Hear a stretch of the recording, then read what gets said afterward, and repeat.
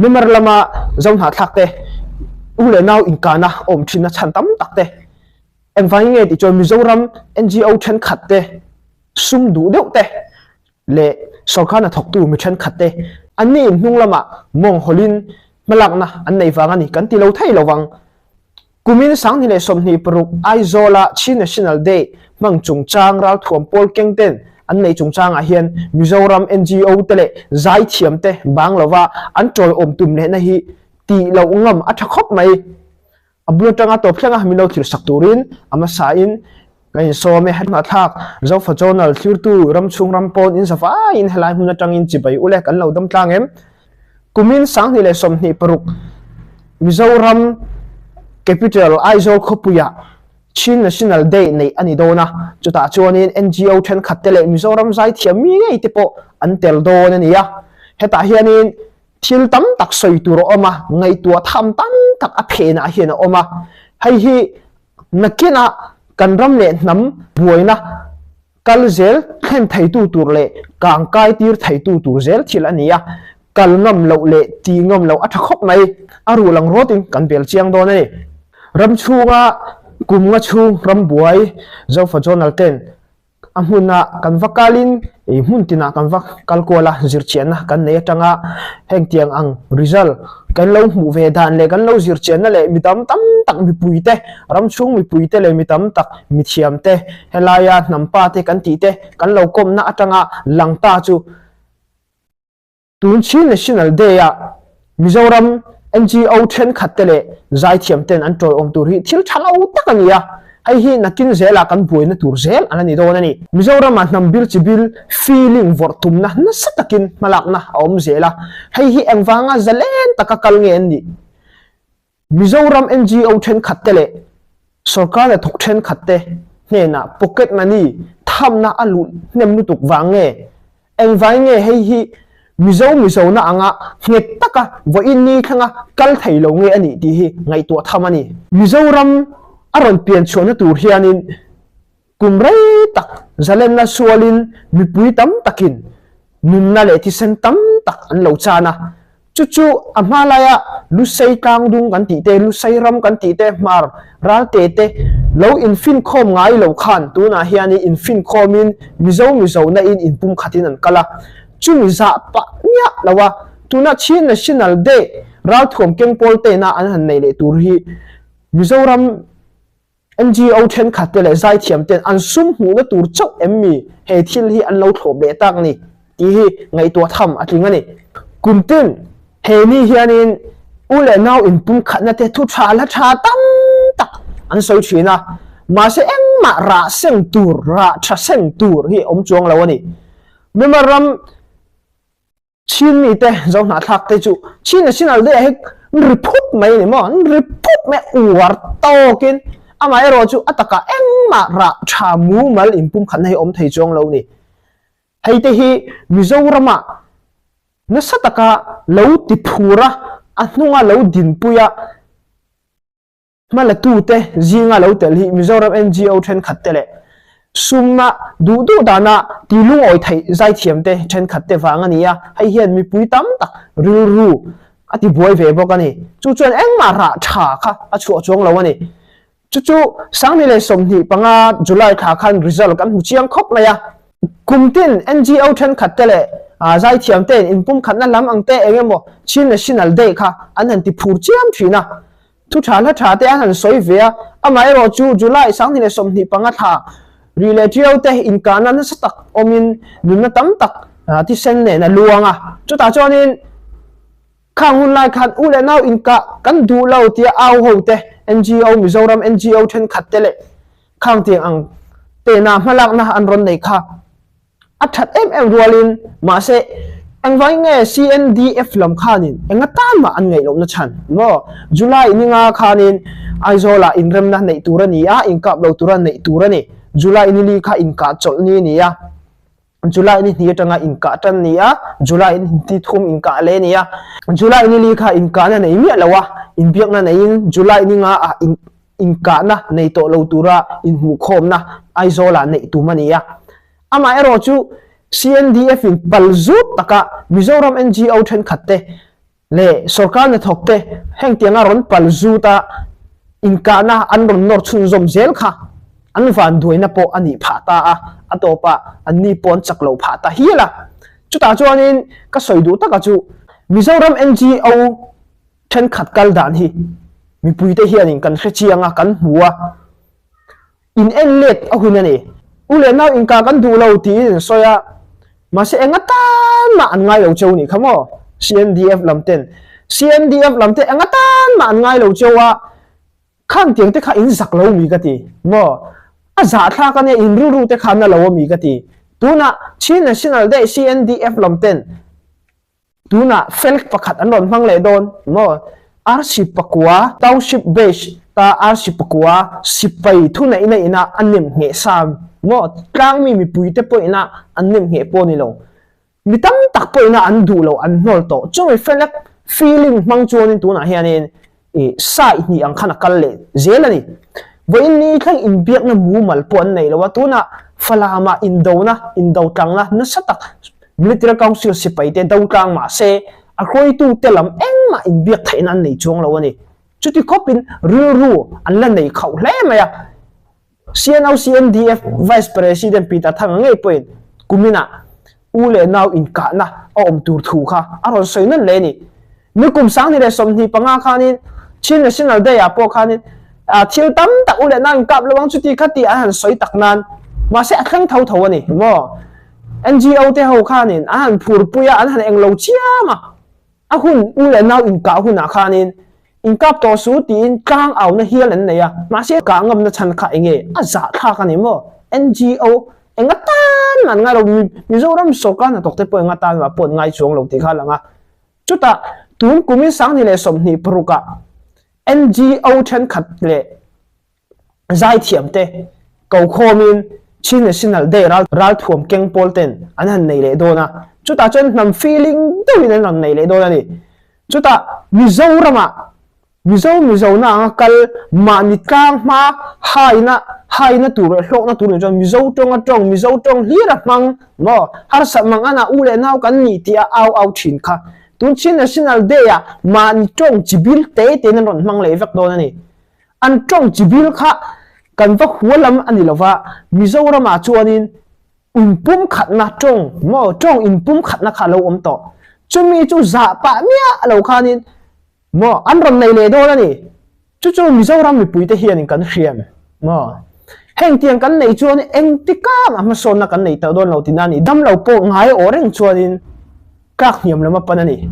chu wangin kum tin kan ti ngai ang po ka thi re kha thil fu ni to lo thil thang tam tak om to thang le tur po om to tuna zai thiam then khat tam tak Mary dongite mo memar mi ron ratlan India ram Mizoram oman ni Benjamin Sumate mo bitam tak an om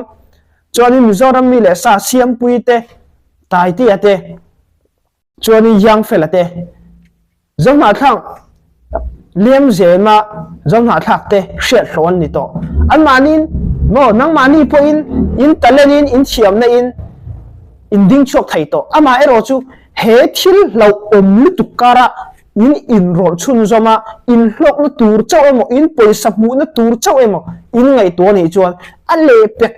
mema rama ule na buina hianin in hming a chuang kum khuanga Mizoram NGO tuna Chin National Day man pui tu te po in hming a chuang kum khwa to do ni chuta chuan in buina na satak om thai to ni akang kai thui to viawang Chin National Day na atum chu zona thak te nam chibil khang I nam thuam chi khang phor ania a tha nei ni kumtin ramdang a po nei thin ania US mo Macau ate Australia Japan ate Singapore ate Malaysia ate nei thin ani chuta chun an lo nei ang miang Chin National Day polin achan chu zona thak om lo na ramania an du le lo nei ang miang amai ro chu Mizoram a chuanin zona thak te nam chibil khang Mizo traditional phor chuana hun kut atam nutuk Mizoram Day po ni se chepchar kut po ni se tam tak om ain ang reng ani eng na dang lam na om lo a ai ro puizo ki Mizoram a zau fa te nam thuam khang phor chuana om a Chin National Day khami aral thuam keng ho helpol khami nam chibil feeling te vật trôi om le mani lok na tur chawa mo mani ming than na tur mani ming fai tum luat wange vật trôi om chiam kha ti ngam lo kal ngam lo tha ale peka boina na sadon ni ule now in ka lai khanin in ka gan phal lo ve ti in ka pani chuanin Burma a nu now khabar taka ron ral tlan Mizoram ral tlan kan ron thon hong ve kang ti in kan tlang awa khang tiang vel kan ti ta vel mai ni kha mo kan kal dan hi adik to lo ni Mizoram timing chetu tam takhi Mizoram chunga NGO then khat mani hlok na tel du tam tak te hi an lo ni ti hi mi puite han I theng hin lawang u February ni somhnia Aizol khopui chu Mizoram capital ania rau rial na mun sang ber om na ni rau rial na chu kan lo mu thri na nga Mizo tong in mo in pum khan nei trong pakhat nang hi in pum khat na ni ti khachiang tu te kan ni hlei hle om Mizoram hian amai ro chu Aizola chin pol pi Mizoram kai khoinen tuna chin national day February ni somhnia nei ni to do na heta hianin ma ni hlok na thewin channel nei tu te pon ni se zai thiam te pon ni se kan tia kan ti phura an hnunga kan dinga kumdang ang kan support le ni chuan kumina emo na kuma emo military council sipai dau zo hunai mo dau lai me ka mo ule now in kana thleng le ni chuan in ming a chakhum khwa tuang mi hring hian chuai hun kan nei vek mi tam tak an to fu lo bokani chu wangin support lo tha kalngam lo tha zone ha thak te pum huap ru kan pu ni chuan nge ni a tuna rau thuam pol keng hemi chin pol pi Mizoram le tuna CNO CNDF mun khata hlom khata thok an ni a feeling nei lu tuk tak mai an ni an mani long tur ani pho chon ti hre nei mi lo an ni a rui lo an tola HPOC de gol ngoramin mi kum lam khanin an man sakhial to ni an man sakhial to a nge nia kan NGO Mizoram NGO then khat le zai thiam then khat thi poisa in lo ti lung oi zo to nge ti khani atu chung yan lawa engwang nge kal lo hlawa an phur ni enga ti nge kalan chak NGO then khat te hi tu te nge mo nge nia khoi tu kan ni chung hianin chin national day pum huwa pa tu soi lo platform tu soi lo hlau hian mi kan lo khosak ming that lo hlau in mi mani mai fai mo hlau lo in mi kan lo khosak engma ani chuang lo wani tu thala than so ya u le nau in ka le hun tak taka engna voice in nei chuang lo enga tan man ngai lo cheu in zak lo mi in klom te la lo mi kai chuk karuru na pui jok chewasin Mizoramin NGO in ule na in kap su ati to hi chuanin in kap lo ngam turan ni a achan chu engkima lo troi om tu an ni amai ro chu in ka an ngam zel na chan CNO CNDF ina an ron ti lui zel na chan te kha orama NGO then khale soka na thok tu te hi CNO CNDF Burma a ral thuam keng help pol te nam chibil feeling kai huai tok le we are anga anzui mai ani lo mo NGO ho hi mo NGO ho hi ani ral thom keng pol ho hi an lo we are angi anzui mai ni lo mo an lo ti lung oi zo to ni lo mo ti hi ngai to tham ani to chu wangin chin national day kha in khap thai in du chuan amai ro chu in khap lawa an ma mi in an du chuan mang mai ro se troi om lo mai ro an du le mai mang se la an du le an falama mang se la tuna falam mangai tu te ramle nam mangai tu dik tak chuan tuna hian CNL CDO hol ngoram te po na tam tak ti sen tam tak thapin tuna hian ralan bei me ka ni an du le falama wa mang se la Aizola nuam to la khalaya lo to oma lo ti phur vak in pum khatna platform ma lo aw pu vak kha eng ma mo son na om lo kum tin awa eng ma ra tha chuak chuang lo a hun taka eng ma enga tan ma an ngai le chuang lo cheu Mizoram in timol phau mai ni Mizoram NGO then khat le sarkar na thuk tu then khat thau po in ngai tua a hun viawang heng u le now mi en zuam nu tuk na chante mi en pal zut na sal tuk na chante Mizoram NGO than khale sarkar na thok tu suma ti lung oi thai hawina an lo ti phur le an lo an hnung an lo din pui le an mong hol thin wang ani lo mo ti hi ngai to na thamani to chuwang memma rama u le now in ka na chan tam tak te hi eng vai vo in ni khana in pum khat na ji klok po om lei thelo na chan te hi Mizoram thu soi NGO le sarkar tu soi nga ta man ngai lo na chan te ma in biak that na ringot ani lo ataka mi puya hu turom lo na chan te hi tu wange ti hi ngai to thamani to chu wangin NGO than khale sarkar ka dam po ngai renga kala hun to lo thil thang tam tak om to tuna thil thang u le naw ron chang le mek tura po om to tuna military council sipai an do tlanga ma u le naw in kap to lo chu ani tak mi umai ma se eng marel fel om lo in kap le thai din hun na ni CND Vice President Peter Thangat ule now in kap le turin thuron soi to mo chuanin an supporter tam tak pon non soi le to kumina July kharon thleng non le don an ron ti to nikum sangni le somni panga July khanin Media Council sipai tam tak mi zaru zasari chuang sipai ron lonin chin hil pum hi ron open tuma tai nge na inkana na satako oma CNA le CNDF te antang ruala CDF hual ngoram sipai te po ni se sihin te po PDF zolen te po khata khadin in kana om lawang a ulen hau in haule in hu thiam lo mai nia kan ngai lai khan so sipai an dola kan hnung lama tiole ri khan ron ka putak mai ni CNDF hau khan khata Mizoram NGO then khat chin national te lo phura ulen nau in pum khan na lo soi chiam le sarkar lampoi nan soi chiam kha in kap to suan ti po enga tan man ngai chuang lo a za tha u tu kani enga tinge enga tan man ngai lo na chan mo te khin na mi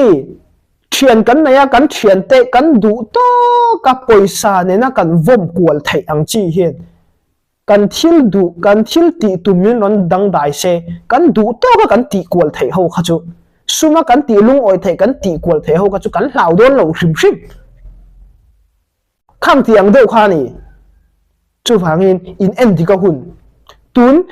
chin national day hi an du le an manin mang ro se troi om chiam angai lo Mizoram NGO le sarkar te point chuain CB le CCM zona thak te in pum khat na kong kan dua apol pakhat pani mai zana nei mi lawa malak na ngam kha angai to ni tuna CB le CC te po CNA le CNDF CDF hulang oram te po ni se a host tu kha Mizoram ani to turani Mizoram ina host anga chu ta chuanin Mary Dong te po tai te po yang fela te po troi om tha apoi lo hang tianga tu na ra thuam pol keng ina mani lok na tur chawa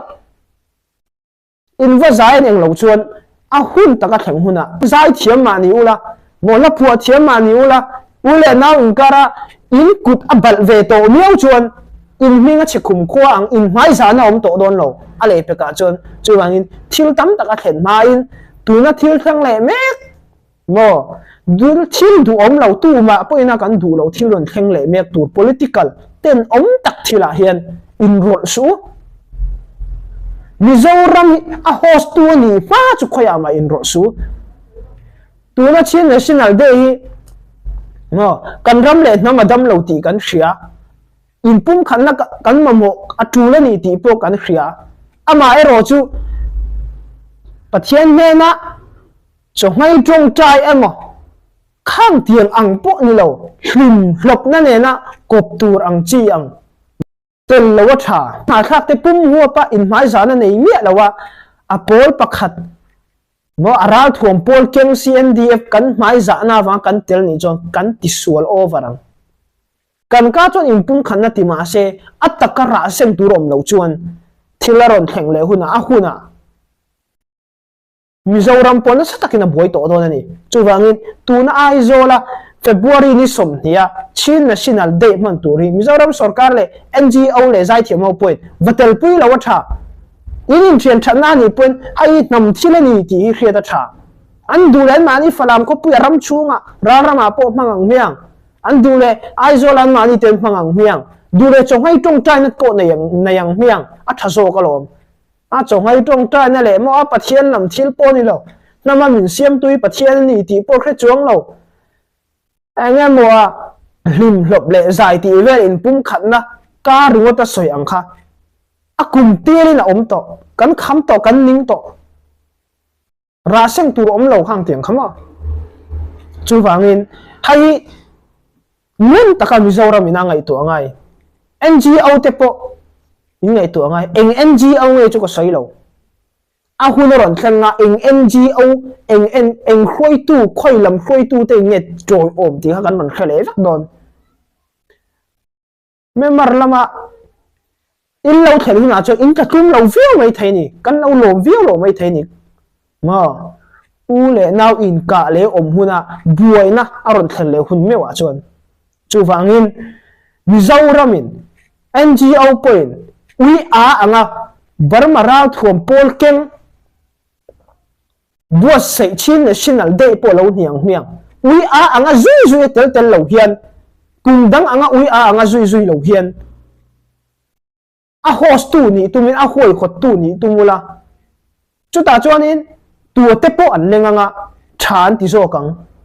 political thil kal vekania chen national flag po dumin anglo tha ti min anglo ama ero chu thurbin nei takin tuna chin polpi le CNDF fian ron nei le do ni chin national flag chung chang apo mi pui zong po nan khop lo thilani ma chu wangin sarkar sipai thu nei na dan siam manga political andu to kanon khel kol na te lela minan lo du lo na te in hu thiam lo na om na chante chuta kara Mizoram NGO ina feeling ni to ka lo kal pui na chante mani tong chibil thang mani lok na tura Mizo tong a tong mang thin kha khla phua po zai lama po mani lok na ture lar the na tur le enga mo a chuan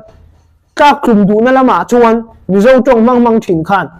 an chibil feeling te ron mang le nga Mizoram hian khang tiang te kha dan nga ma tha u le naw in pum khana tur chon tong hun khot angai Mizoram a chong kan mang tur ani ti tel nga ma tha ato pa u le naw boi naw omin ra tlan vel kan vo le me maya border fencing siam tur ti vel mo nu naw hlau thong ra tlan vo kual vel tok chup he mi fan la tu mi pui ti chi ai tu hi tu te nge Mizoram NG au then khatte an ni zel a phena ral thuam keng lo ti phur tu a host tu po ni lo ui a anga lo zui tu ten lo ni thin chu wangin kum dang a chong kan lo pen sol le kan lo pen sol kan ti sol le kan ti sol kumin a chuan in NGO te po Mizoram sarkar na thok tu te po mi then khat hau kha in nei to chen na tha ti lo tha hang tianga hianin ral thuam pol keng le feeling lam hang tianga hianin Burma u le naute in pum khat thuna du chon ti tha ram dang a pon lo ti am ma se Mizoram a chuan zon na khak te nam chibil rang ku de tam lu tu chin national day kha va troi om le va lut pi chiam kha tu na om lo a in ang reng me mar lam chu soi to ang khan chin national day an ri hu ka em na ra tha seng tu rom chuang ai lo ni chu kum tin kal da na ni mani feeling te ngo khana kal vek chu ta chen Mizoram NGO then khat le so kana thuk tu then khat ti lung oi the le ton lung oi thai in zona thak pum huap malam hun thir to lawa pol pakhat mai za na ang vel lek leka an in tu ku zel ero nakina Mizoram tal ti ming che tu ra la ni zel don kumin sang ni le som ni prokin angeron her chho pui don kan khelo ni kum sang ni le som ni panga kum le sang ni le som ni pali apo chin national day ai zo man ni in du don soya in pum khana phur em ina huna chuan mo ma se akum top lam kum a viral mi chun enge khem thil ra thak ta ka khem fo ni kumena in thil nge khem le zel don khriat ani lo chu wangin thil boru ka en ma chu toy ong ngam lo tha a host tu kan ni thai lo ani chuan khoi tu a po in ngai lo bangu nam vai satlia khoi tu an tam nu tok nam mangai na ru nei lo nam vai sat kia mani lo na tu le pelek forma thu soi chak mo kan tam nu tu mani mai fai phi chak ahuna mi engata na ngai lo na chante mi na usit na le engata ngai lo na chante hi NGO ho Mizoram sarkar na thok tu then khatau kha a in rol ki pate kha in ngai to chen ngai chu ti ni lo chuanin nangma ni ma son tur engma ra thau chuang lawang namin ram ria nei lo kan tia chuwangin ram le nam mangai na thin lung nen he video hi karon siama he video hi ka siam nge mo ti in i kartel ka in ngai tua zan mu lo te in soi tur tam ta ka oma chuwangin barma ram u le naw impum khanna om thei lowa ma aro chu sol sipai do ko nga chuanin sol sipai chu mitin mel ma ani wangin an do taknan policy khoi tu te thang ina voi ni thang in mu khom nan nei thelo na chante lau thon tur tam takala oma political hi aten oma chuwangin thil hi adanglam thut thina wangin chin national day po hemit nam feeling thil angchi ral thuam pol keng chim pol pi te CNDF ina an han siam hote Mizoram sarkar le Mizoram NGO then khale zai thiam ho point wa troi om lo wa thakhop mai ti te kha video ko ron siama an du le an manin mangang miang an du le an falam khopuya mangang miang rampol thang thanga chin national day mang ni ma se Mizoram a chuanin ti ngam lo wa tha troi om lo wa tha chuwangin ram khang thanga mang ma se chin national day hi an du lo manga mo an ti tha ni me namdang ramdang omna chon ama ro Mizoram omna chon nam tin chitin om khom kang mi te ku tam tak mani nam lam chi khang mani nam thom chi khang ku tam tak om chin national day kha a enge dang lam vak na om chong lo chuwangin chin national day kha Mizoram a chuanin vullen lo le ral thom pol keng a feeling te na an lo man tum na kha wa api wa thop chiam kha atul na om lo zo na thak te pum huap ani lo zona thak te pum huap ta na siam po ni lo ral thom keng pol khang an ron lang kim vak don po ni lo mo chuwangin he thila hian Mizoram in tuna member ram in lungruala in pum khat zona thak in pum tal trim malak na angai tua ke pen ta sa chu a host tu engkima kan ni thaya kan ni zel don te ni lo chuan ui a anga an hnung lam lo zui tu tok thu soi na hun tlem te pe alom em in ka huna engma thu nei lo angvel NGO le sarkar angkha Mizoram ti ming chen tu le bemar lama zauna thak te ru ti tam tak tin tu ani fo lo nan a le pek buai na Mizoram tam tak phura ri lo nan le akang kai tam lo nana chuwangin he thil hi he video ko ron share mani chuwangin he in pum khat na tur chuan Mizoram ina a host tu ani ngai a kai khoi tu ani ngai a zui tu ni lawin kai khoi tu hun to chuwangin dam lo po ngai oreng chon ma son lo tak niam lama pan kan tiang khan quality thatak nen engkima Mizoram in ron host ro ron kai khoi ro mi huai khot na vel mai ya hian NGO le Mizoram sarkar in the thang du su rui lo do chung chang te ni lo chuan ram le nam ta na chomai tong trai te ni lo chuan ti lo tha zo mi zo nei Mizoram a chon nget takin